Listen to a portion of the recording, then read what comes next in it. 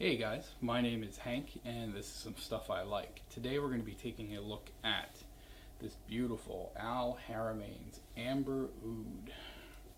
This is a fragrance released in 2018 and has gotten a little bit of hype, but misappropriated hype, I think, because you have the regular Amber Oud, like we do here. If I can get that to focus for you.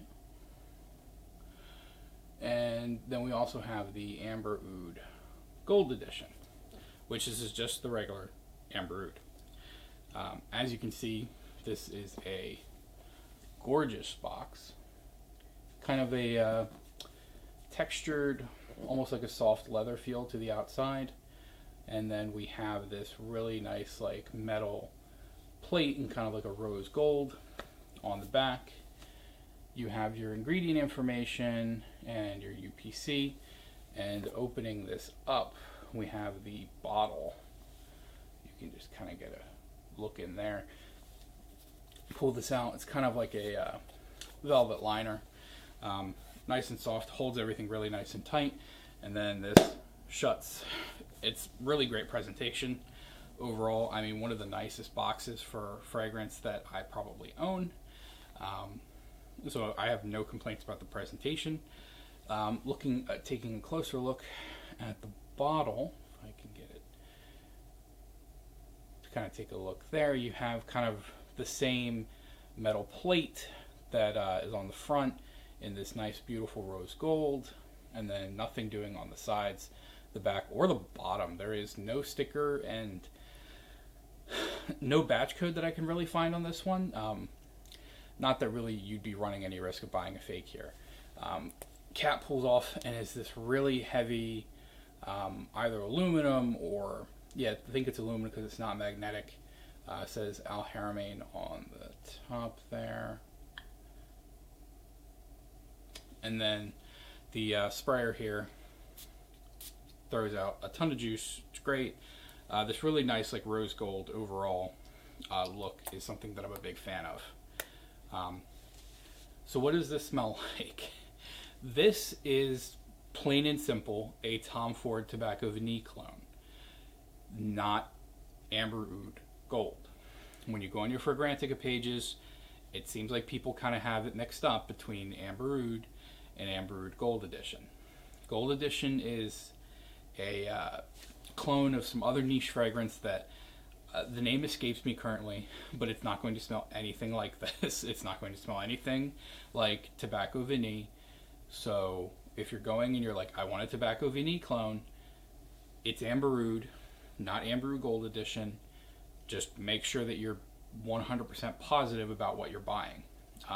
I specifically sought this out and wanted Amber Oud because it was a Tobacco Vanille clone. I got this for $70 on Amazon. I've seen some other places that are selling it for about $120.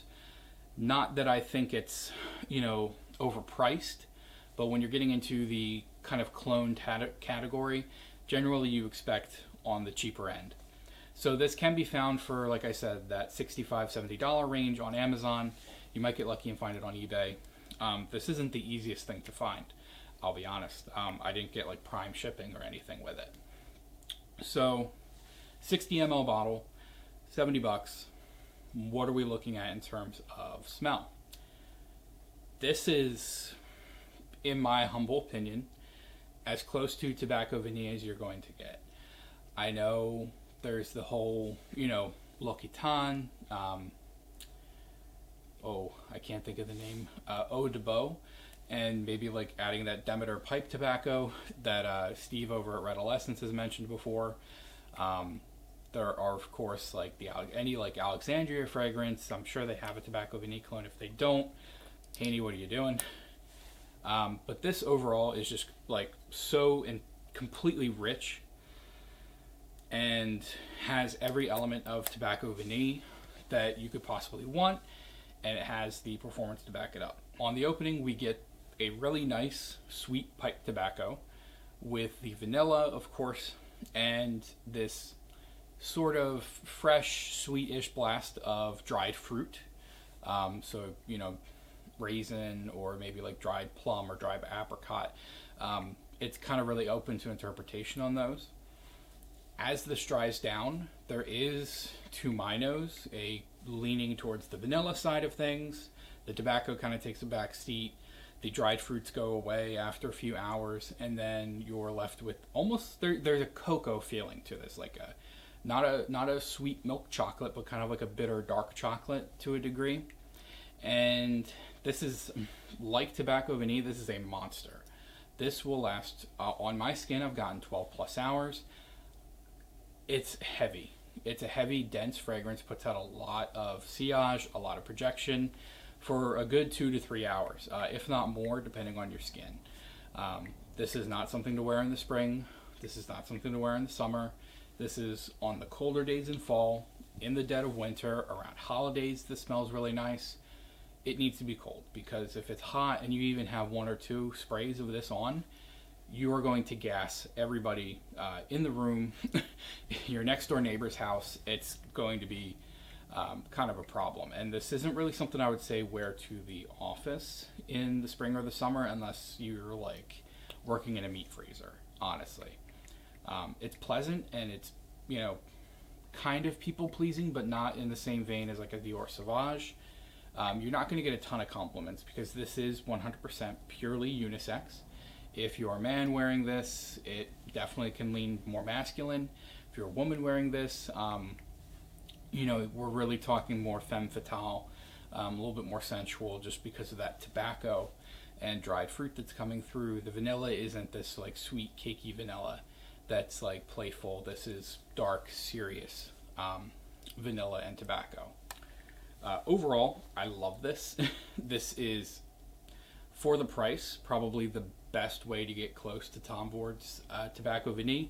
If you own Tobacco Vanille and you're just like, I don't want to spend $200 plus on a 50 ml bottle, even at $120, you can pick this up for a 60 ml eau de parfum concentration, by the way, and you will be very satisfied and very happy with this.